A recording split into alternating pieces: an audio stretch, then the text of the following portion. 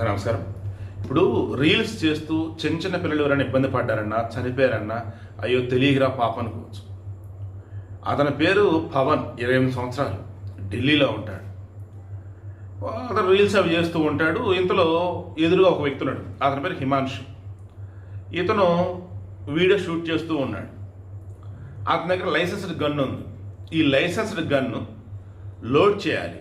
Load చేశాడు. Then ఆ తర్వాత వెనక లాగాలి. దెన్ ట్రిగర్ చేయటమే సమేద అంటారు. ఆ తర్వాత ఇంకా కొట్టాలి. ఆల్రెడీ బుల్లెట్లు నింపుతున్నప్పుడు, దాన్ని వెనక లాగుతున్నప్పుడు, అలా చేతి తీసుకున్నప్పుడు కూడా అతను ఎదురున్న అతను చెప్తున్నాడు, నువ్వు ట్రిగర్ మాత్రం నొక్కరా అని చెప్తున్నాడు. ఇలా పెట్టి నొక్కేశాడు. స్పాట్లో అవుట్. ఆసుపత్రి పట్టుకెళ్ళారు. బుల్లెట్ గుండెలే కదా దిగింది, అప్పటికే చనిపోయాడయ్యా అన్నారు. పోలీసులు చెక్ చేశారు. అది లైసెన్స్డ్ గన్, హిమాంశు పేరు మీద ఉంది.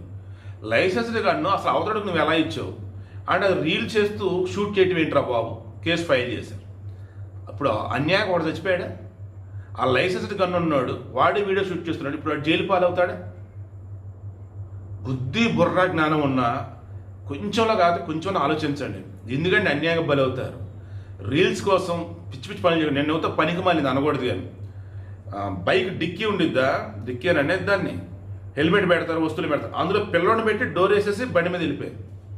రీల్ అంటే మొన్న ఇంకొంచెం చూసి ఆ పనికి మాలింది. పిల్లోడిని బావిలోకి దించి ఆ బావి ఒడ్డు మీద అది ఉండేసి డ్యాన్స్ చేస్తే హడావుడి.